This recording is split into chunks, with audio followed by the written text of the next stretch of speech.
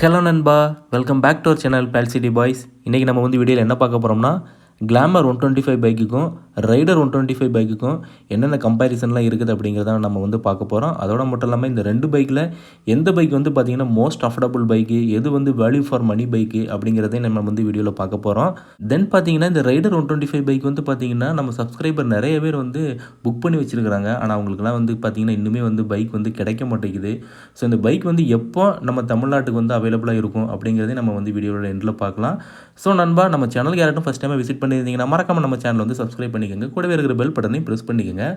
So நண்பா, இந்த ரெண்டு பைக்குமே வந்து பார்த்தீங்கன்னா கிளாமர் அண்ட் ரைடர் 125 ரெண்டுமே வந்து பார்த்தீங்கன்னா ஒரு 125 சிசி திறன் கொண்ட பைக் தான்.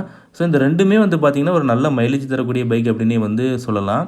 ஆனால் இதோட டிசைன் வந்து பார்த்தீங்கன்னா கிளாமர் பைக்கோட டிசைன் வந்து பார்த்தீங்கன்னா ஒரு ஓல்டு ஸ்கூல் டிசைன் அப்படின்னே வந்து சொல்லலாம். ஒரு சாதாரண ஒரு டெய்லி கம்ப்யூட்டர் பைக்காக தான் இதை வந்து ஹீரோ வந்து வடிவமைச்சிருக்கிறாங்க. ரைடர் 125 பைக் வந்து பார்த்தீங்கன்னா டிவிஎஸ் வந்து ஒரு நேக்கடி டிசைனில் இந்த பைக்கை வந்து வடிவமைச்சிருக்கிறாங்க.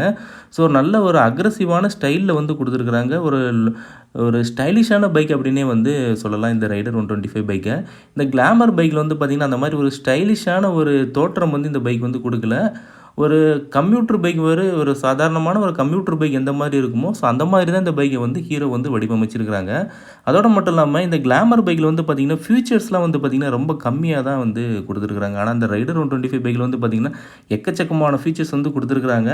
அதுக்கப்புறம் கிளாமர் பைக்கில் ஃபியூச்சர்ஸ் வந்து பார்த்திங்கன்னா ரொம்ப சொல்லிக்கிற அளவுக்கு ஃபீச்சர்ஸ் வந்து அவங்க நிறைய கொடுக்கல. ஆனால் ரைடர் 125 பைக்கில் வந்து பார்த்திங்கன்னா எக்கச்சக்கமான ஃபீச்சர்ஸ் வந்து இந்த ரைடர் 125 பைக்கில் வந்து கொடுத்துருக்குறாங்க. அதோட மட்டும் இல்லாமல் ப்ரைஸுமே வந்து பார்த்திங்கன்னா Glamour bike and Raider bike ரெண்டுமே வந்து பார்த்திங்கன்னா ஆல்மோஸ்ட் சேமாக இருக்கிற மாதிரி தான் வந்து ப்ரைஸிங்குமே வந்து பண்ணியிருக்கிறாங்க.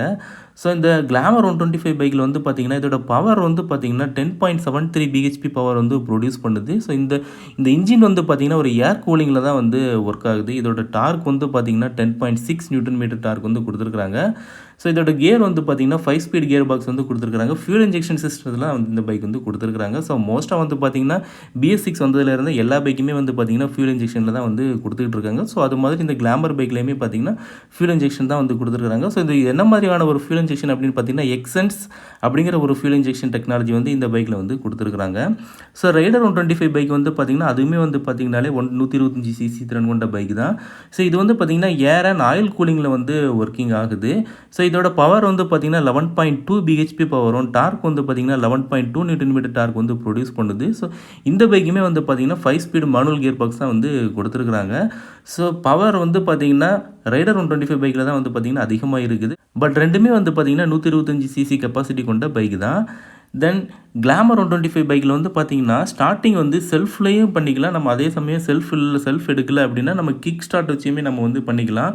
ஆனால் ரைடர் பைக்கில் வந்து பார்த்திங்கன்னா செல்ஃப் ஸ்டார்ட் மட்டும்தான், கிக் ஸ்டார்ட் வந்து இந்த பைக்கில் வந்து கிடையாது. ஸோ கிக் ஸ்டார்ட் இல்லை அப்படிங்கிறனால இது நம்ம வந்து ஒரு மைனஸாகவே நம்ம வந்து எடுத்துக்கலாம். ஏன்னா சப்போஸ் பேட்டரி வீக் ஆகிடுச்சுன்னா நமக்கு அது ரொம்பவே ப்ராப்ளம் ஆயிரும். பேட்டரி வந்து மேண்டேட்டரியான ஒரு விஷயமா இந்த ரைடர் 125 பைக்கில் வந்து இருக்குது. ஆனால் கிளாமர் பைக்கில் அப்படி கிடையாது. தென் இதில் சஸ்பென்ஷன் வந்து பார்த்திங்கன்னா கிளாமர் பைக்கில் சஸ்பென்ஷன் வந்து பார்த்திங்கன்னா ஃப்ரண்ட்டில் வந்து பார்த்திங்கன்னா டெலிஸ்கோபிக் ஸ்போக் சஸ்பென்ஷன் வந்து யூஸ் பண்ணியிருக்கிறாங்க. ரியரில் பார்த்திங்கன்னா twin coil spring hydraulic suspension வந்து கிளாமர் 125 பைக்கில் வந்து கொடுத்துருக்குறாங்க. ரைடர் 125 பைக்கில் வந்து பார்த்திங்கன்னா ஃப்ரண்ட்டில் டெலிஸ்கோபிக் சஸ்பென்ஷன் வந்து கொடுத்துருக்குறாங்க.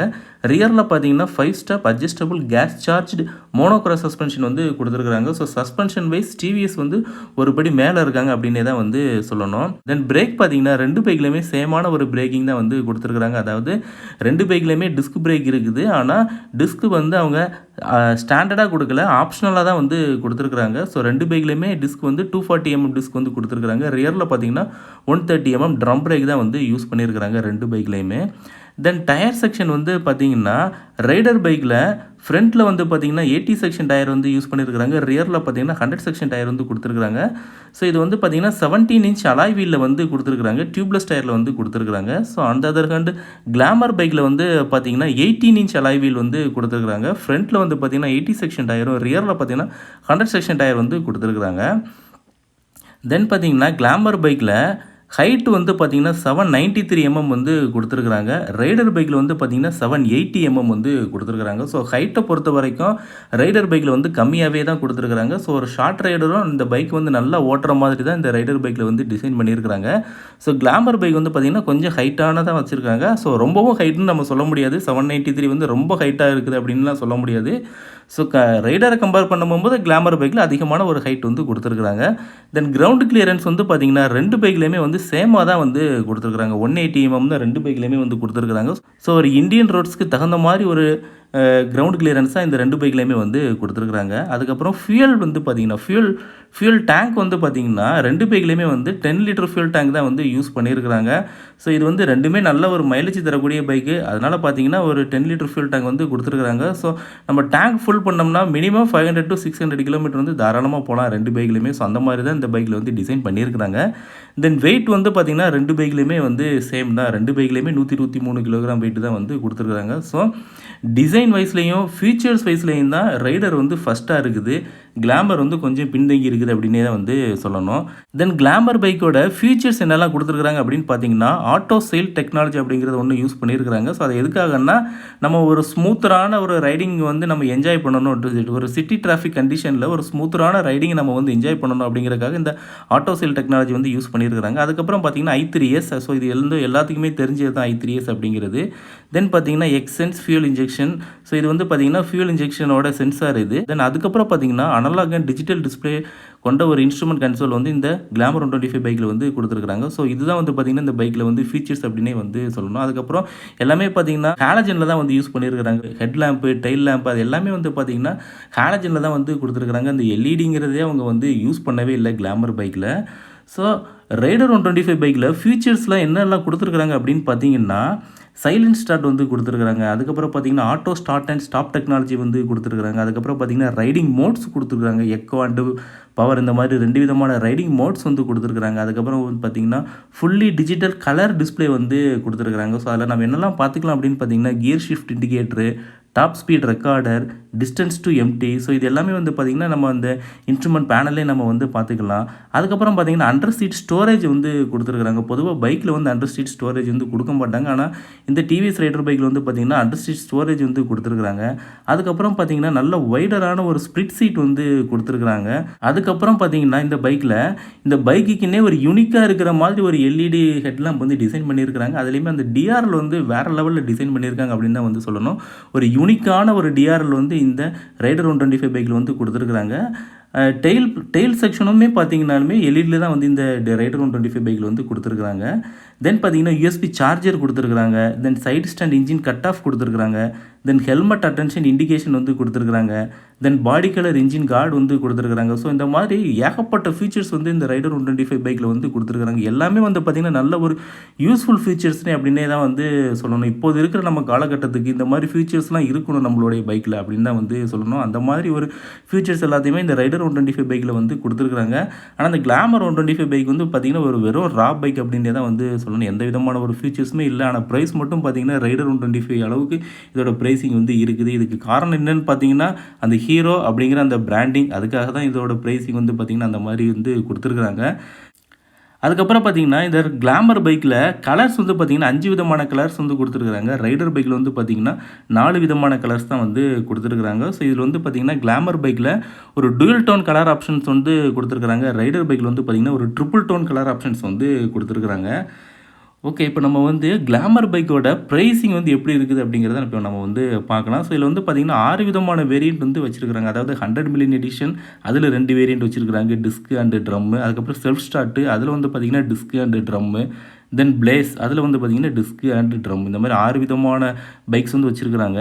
ஸோ இப்போ 100 மில்லியன் எடிஷனில் டிஸ்க் பிரேக்கோட எக்ஸ்ஷோரூம் ப்ரைஸ் வந்து பார்த்திங்கன்னா 84,300 இதோட ட்ரம் பிரேக்கோட எக்ஸ்ஷோரூம் ப்ரைஸ் வந்து பார்த்திங்கன்னா 80,300. தென் செல்ஃப் ஸ்டார்ட் மாடலில் டிஸ்க் பிரேக் வேரியண்ட் வாங்கினீங்கன்னா 82,500. ட்ரம் பிரேக் மாடல் எடுத்தோம்னா 78,500 வந்து ப்ரைஸ் பண்ணுறாங்க. தென் பிளேஸ், இதில் டிஸ்க் பிரேக் வந்து எடுத்தோம்னா 83,500. ட்ரம் பிரேக் மாடல் எடுத்தோம்னா 79,500. இந்த மாதிரி ப்ரைஸ் வந்து ஃபிக்ஸ் பண்ணி வச்சுருக்காங்க கிளாமர் பைக்குக்கு. தென் ரைடர் பைக் வந்து பார்த்திங்கன்னா இதோட ப்ரைஸிங் வந்து பார்த்திங்கன்னா டிஸ்க் பிரேக்கோட ரேட் வந்து பார்த்திங்கன்னா 90,187 வந்து ப்ரைஸிங் பண்ணியிருக்கிறாங்க. தென் ட்ரம் பிரேக் வேரியண்ட் வந்து பார்த்திங்கன்னா 83,386 வந்து ப்ரைஸிங் பண்ணியிருக்கிறாங்க. ஸோ கம்பேர் பண்ணும்போது ப்ரைஸிங்கை கம்பேர் பண்ணும்போது கிளாமர் பைக்கோட ப்ரைஸிங் மாதிரி தான் இந்த ரைடர் பைக்கோட ப்ரைஸிங் வந்து ஃபிக்ஸிங் வந்து பண்ணியிருக்கிறாங்க. ஸோ ரொம்ப வந்து நம்ம அதிகமான ஒரு காஸ்ட் அதிகமாக ஃபிக்ஸிங் பண்ணியிருக்கிறாங்க அப்படின்ட்டு வந்து சொல்ல முடியாது. இவ்வளோ ஃபீச்சர்ஸும் கொடுத்து இந்த மாதிரியான ஒரு ப்ரைஸிங் தான் வந்து ரைடர் 125 பைக்கில் வந்து ப்ரைஸிங் பண்ணியிருக்கிறாங்க.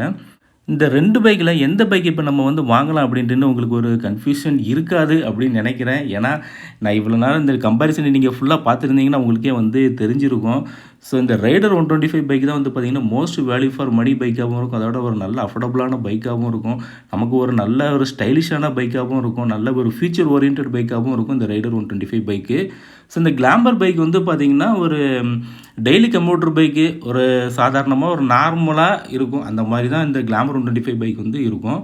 ஸோ ரைடர் 125 பைக்கில் தான் வந்து பார்த்திங்கன்னா இந்த 125 சிசி திறன் கொண்ட பைக்லேயே ஒரு நல்ல ஒரு அஃபோர்டபுளான பைக் அப்படின்னாலே இந்த ரைடர் 125 பைக் தான்.